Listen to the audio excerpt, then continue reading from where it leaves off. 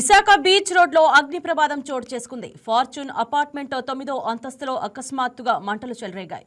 భారీ ఎత్తున మంటలు అపార్ట్మెంట్ నుంచి వెలుపలికి వెలువెత్తాయి.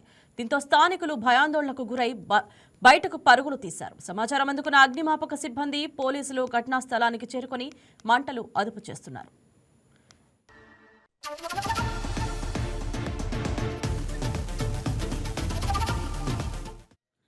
దీనిపై మరింత సమాచారం మా special correspondent Durga Prasad phone in లో ఉన్నారు. వాళ్ళని అడిగి తెలుసుకుందాం.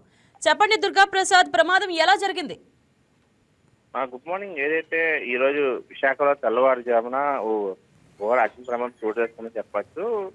Visakha RK beach Novotel hotel సమీపంలో గల fortune beach front by Empire developers apartment లో 10వ ఫ్లోర్ లో ఈ అగ్ని ప్రమాదం చోటు చేసుకుంది. అయితే ఇటీవల విశాఖలో వరుస అగ్ని ప్రమాదాలు జరుగుతుండటంతో విశాఖలో భయాందోళనకు గురవుతున్నారు నగరవాసులు చెప్పొచ్చు. ఇటీవల కేజెస్ లో అగ్ని ప్రమాదం చోటు చేసుకుంది. అదేవిధంగా మద్దిలపాడులో కూడా ఒక భారీ అగ్ని ప్రమాదం ఒక కాంప్లెక్స్ లో ఇటీవల చోటు చేసుకోవడం జరిగింది. ఇప్పుడు మరొకసారి తెల్లవారుజామునే విశాఖలోని ఆర్కే బీచ్ అనగానే నిత్యం కూడా వాకింగ్ మార్నింగ్ పూట వస్తూ ఉంటారు.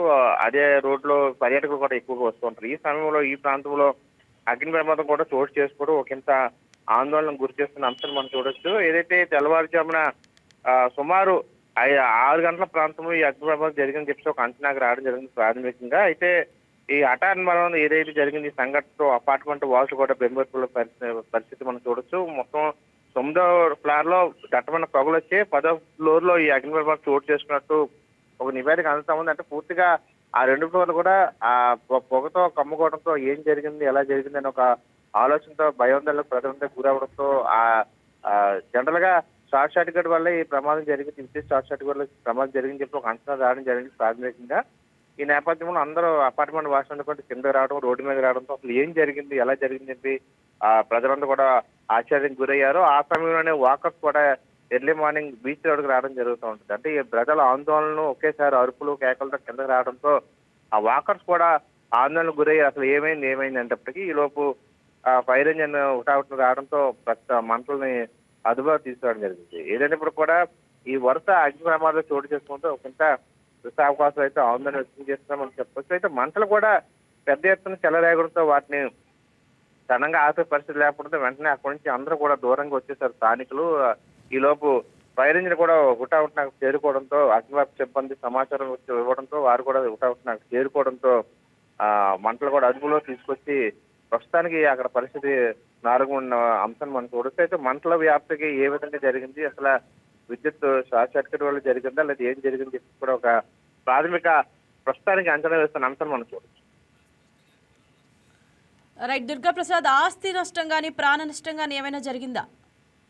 ప్రస్తుతం మనకున్న సమాచారం మేరకు ఎటువంటి ప్రాణ నష్టం అయితే జరగలేదు. ఆస్తి నష్టం మాత్రం భారీగా జరిగే అవకాశం ఉంది. ఎందుకంటే మొత్తం ఆ 10వ ఫ్లోర్ లో భారీగా అగ్ని ప్రమాదం చోటు చేసుకుంది. అండ్ 9వ ఫ్లోర్ లో కూడా దట్టమైన పొగలు వచ్చి ఆ మంటలు 9వ ఫ్లోర్ కూడా అడ్డుకునే లేదని ఇప్పుడు జరుగుతూ ఉంది. ఎందుకంటే మొత్తం ఓవరాల్ గా మొత్తం పవర్ అంతా పోయింది, విద్యుత్ అంతా లేకపోవడంతో 10వ అంతస్తుల్లో ఈ పైకి వెళ్ళడం కిందకి రావడం అసలు ఏం జరిగింది అని ఒక ప్రాథమిక అంచనా కూడా ఇబ్బంది పడుతున్న పరిస్థితి. ఏనప్పటికీ కూడా ఒక మరికొంత సేపట్లోనే ఎంతవరకు నష్టం చేయకూడదని చెప్పి కూడా మనకి ఒక అంచనా వచ్చింది కూడా.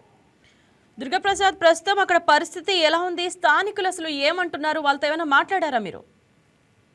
స్థానికులు మనకు చెప్తున్న అంశం ప్రకారం మనం చూస్తే ఎర్లీ మార్నింగ్ ఏదైతే 6 గంటల ప్రాంతంలోనే ఈ జనరల్ గా ఇప్పుడు మంచి ప్రభావం ఎక్కువగా ఉండడంతో అందరూ మంచి నిద్రలో ఉన్నారు. ఆ సమయంలో ఆందోళనకు గురయ్యారు పొగ రావడంతో. అసలు ఏం జరిగింది అనేటప్పుడు పూర్తిగా పొగంతా కూడా 2 ఫ్లోర్లు కూడా వ్యాపించిన పరిస్థితి. ఈ లోపలనే మంటలు కూడా 10వ ఫ్లోర్ లో మంటలు కనిపించడంతో ఒకంత ఆందోళన గురి వెంటనే అందరూ కింద రావడం జరిగింది. అయితే ఆటోమేటిక్ గా కామన్ గా ఆ లిఫ్ట్ లో వచ్చే ట్రై చేస్తారు. లిఫ్ట్ లో పవర్ లేకపోతే అందరూ పిల్లలను అందరూ పట్టుకొని కిందకి వచ్చేటప్పటికి ఒకంత ఆందోళనకు గురయ్యారు.